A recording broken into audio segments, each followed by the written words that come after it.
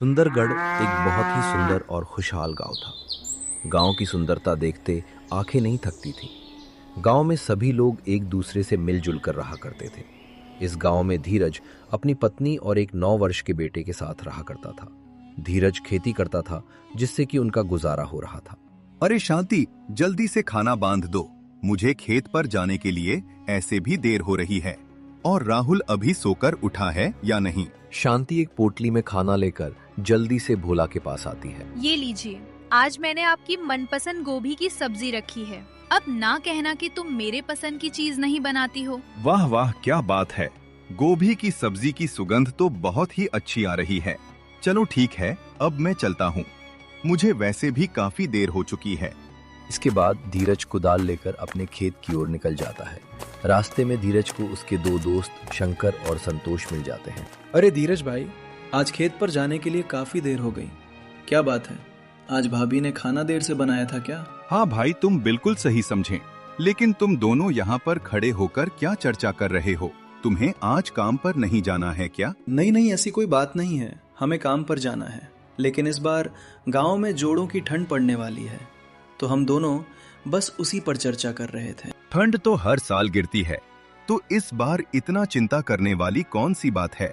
कहीं तुम दोनों इस बात के लिए चिंता तो नहीं कर रहे हो कि तुम्हें ठंड में नहाना पड़ेगा? ये बोलकर धीरज जोर जोर से हंसने लग जाता है। अरे नहीं धीरज भाई, इस बार हमें ऐसा सुनने में आया है कि इस बार गांव में खून जमा देने वाली ठंड गिरेगी।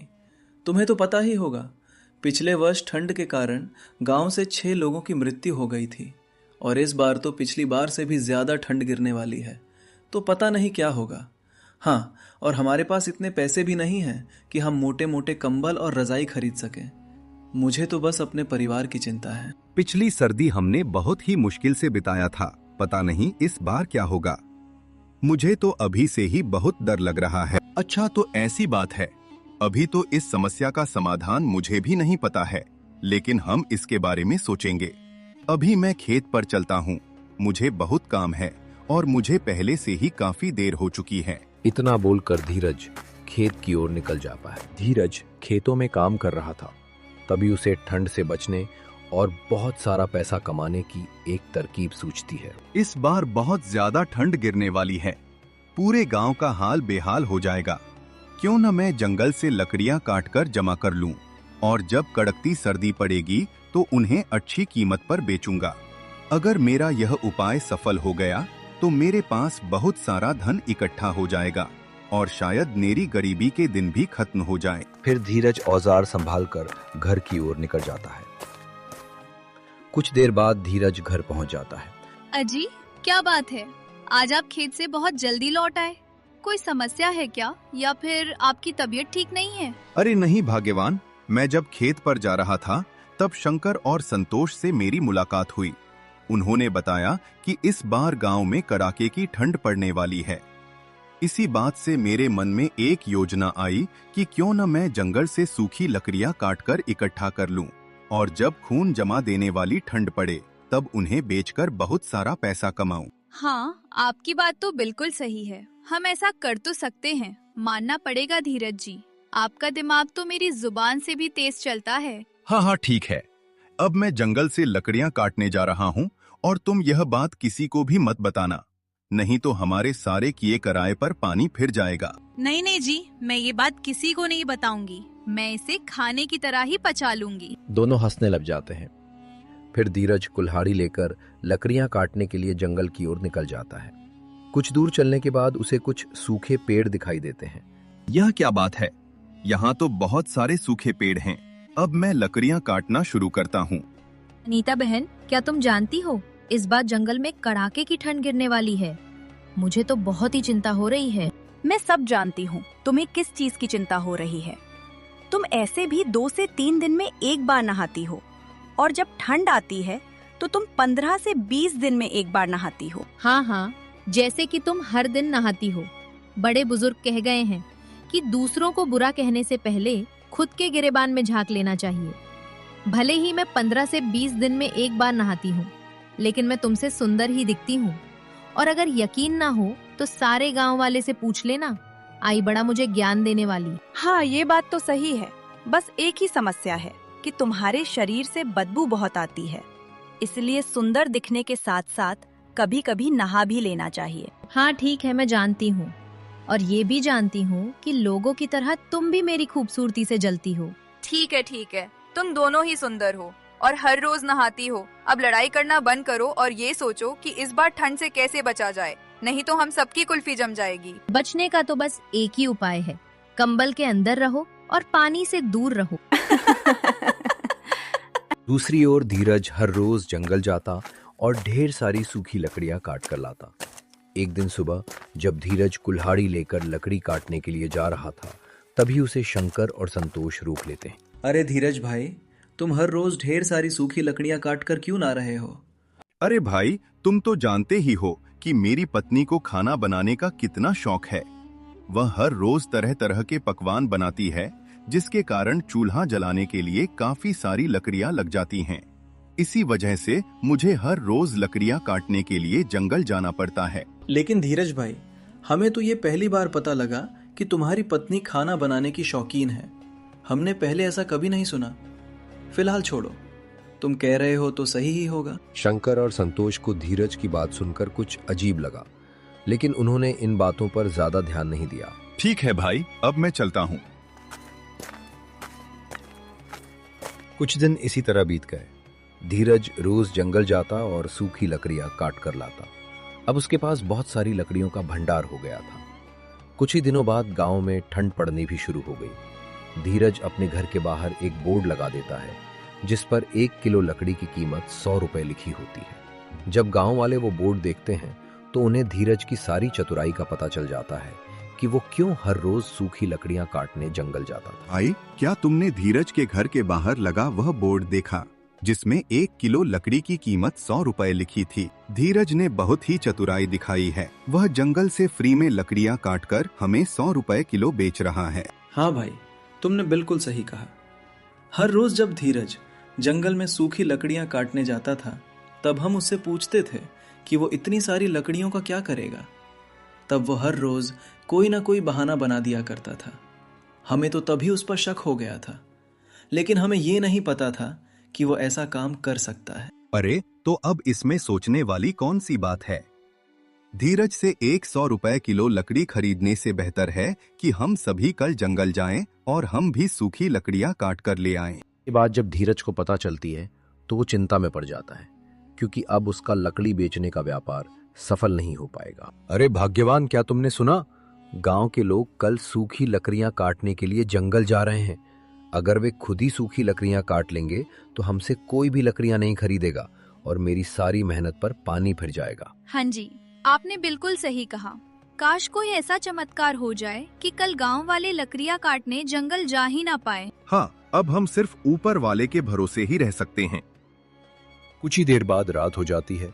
दोनों पति पत्नी खाना खाकर सो जाते हैं, लेकिन रात में ठंड के साथ साथ आसमान में काले बादल छा जाते हैं और कुछ ही देर में बहुत तेज बारिश होने लगती है। बारिश के साथ ठंड भी और ज्यादा बढ़ जाती है। लगातार बारिश होने के कारण सारे पेड़ पौधे गीले हो जाते हैं, जिससे अब जंगल में एक भी सूखी लकड़ी नहीं बचती। सुबह होने तक बारिश रुक जाती है। जब धीरज और शांति ये सब देखते हैं तो वे बहुत खुश हो जाते हैं।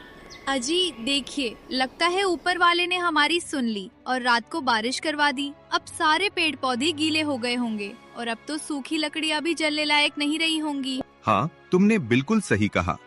गांव वालों ने अपने आप को बहुत ही बुद्धिमान समझा था, लेकिन उनकी सारी बुद्धिमानी धूल में मिलकर रह गई। और अब मैं लकड़ियां 100 रुपए किलो की बजाय 150 रुपए किलो में बेचूंगा। नहीं, आप 100 रुपए किलो ही लकड़ियां बेचिए। अगर हम इससे ज्यादा दाम पर लकड़ियां बेचेंगे तो ये लोगों को लूटने जैसा हो जाएगा। ऊपर वाले ने आपकी मेहनत को बचाने के लिए बारिश करवाई है, इसलिए अब आप इसका गलत फायदा मत उठाइए। मेरी आपसे विनती है कि आप लकड़ियों का दाम 100 रुपए किलो ही रखें। मैं लकड़ियों का दाम 100 रुपए किलो ही रखता, लेकिन गांव वालों ने अपनी चतुराई दिखाकर अच्छा नहीं किया। और रात को जो बारिश हुई है वह ऊपर वाले का संदेश था कि गांव वालों को सबक सिखाया जाए। इसलिए मुझे तुम्हारी राय की कोई जरूरत नहीं है। मैं लकड़ियां 150 रुपए किलो ही बेचूंगा। अपने पति की ये बात सुनकर शांति को बहुत दुख होता है। धीरज अपने घर के बाहर लगे बोर्ड को बदल देता है और उस पर 150 रुपए किलो लकड़ी लिख देता है। ये देखकर गांव वालों को बहुत गुस्सा आता है, लेकिन मजबूरी में वे कुछ भी नहीं कर पाते। देख रही हो सुमन बहन, गांव में कितनी ज्यादा ठंड पड़ रही है। हमारे पास तो थोड़ी सी ही लकड़ियां हैं।